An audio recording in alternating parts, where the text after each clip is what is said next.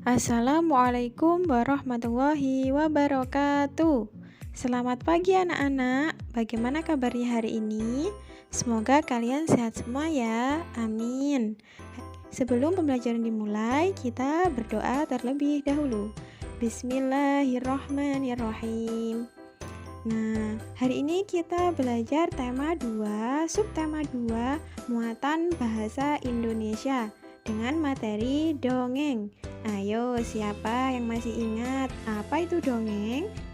Nah, dongeng adalah bentuk sastra lama yang bercerita tentang kejadian luar biasa dan bersifat fiksi, tidak nyata, penuh hayalan dan imajinasi serta tidak benar-benar terjadi. Dongeng merupakan bentuk cerita tradisional atau cerita yang disampaikan secara turun-temurun. Nah, anak-anak, fungsi dongeng itu yaitu untuk hiburan. Dalam setiap cerita dongeng itu pasti berisi pesan moral atau amanat atau pesan mendidik untuk pembacanya. Jadi, dongeng itu fungsinya sebagai hiburan dan di sana di dalam dongeng itu pasti berisi tentang pesan-pesan moral yang mendidik pembacanya. Seperti itu ya. Nah, kemudian bentuk pesan amanat dalam dongeng itu ada dua, yaitu yang pertama yaitu tersurat. Tersurat yaitu amanat atau pesan dongengnya tertulis langsung di dalam cerita dongengnya. Jadi, di dalam dongengnya itu secara langsung tertulis pesan-pesannya. Nah, kemudian yang kedua yaitu tersirat, yaitu pesan atau amanatnya tidak tertulis langsung di dalam cerita dongeng. Biasanya kita harus mencari dan menyimpulkan sendiri pesan dongengnya. Jadi, kita harus membaca sampai selesai agar tahu isi pesan yang ada dalam dongeng. Gitu ya, anak-anak. Nah, kemudian yaitu cara menemukan pesan dalam dongeng. Nah, yang pertama, kita bisa membaca seluruh isi cerita dongeng dengan seksama. Jadi kita harus membacanya dengan seksama agar menemukan pesan di dalam dongeng.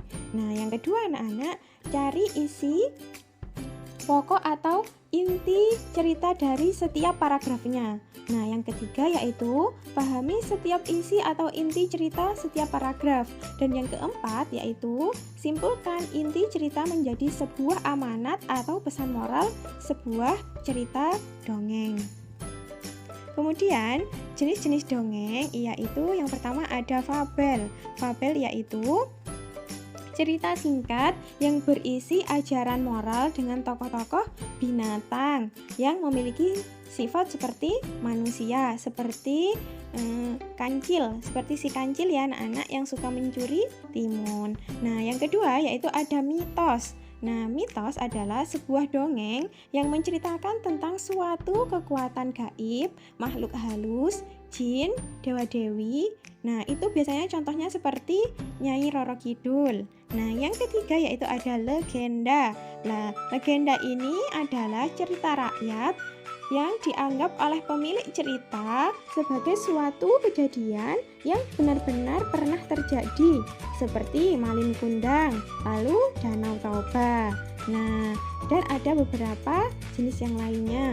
Namun yang anak-anak sering ketahui yaitu ada tiga ini ya, ada fabel, mitos, dan legenda. Nah, kemudian menyampaikan pesan dari fabel dengan bermain peran. Jadi, menyampaikan pesan dari fabel dengan bermain peran, dongeng memiliki pesan untuk para pembacanya. Kita dapat menemukan pesan tersebut setelah memahami isi dongeng. Kita dapat memahami isi dongeng jika membaca dongeng dengan cermat. Jadi, membaca dengan cermat kita dapat memahami isinya. Nah, kemudian unsur-unsur dongeng yaitu ada tema, alur, tokoh, sifat tokoh atau watak, latar, dan pesan. Nah, memahami isi dongeng dapat membantu kita untuk memperagakan dongeng. Catatlah unsur-unsur yang ada. Nah, pahami tema, alur, dan penokohannya. Berlatihlah hingga kalian dapat memeragakan dongeng dengan baik. Nah, dongeng yang diperagakan dengan baik akan mempermudah penonton memahami pesan yang ingin disampaikan. Nah, sekian yang materi yang disampaikan Ibu Nuril. Mohon maaf apabila ada salah kata. Terima kasih. Tetap jaga kesehatan anak-anak. Jangan lupa rajin belajar. Wassalamualaikum warahmatullahi wabarakatuh.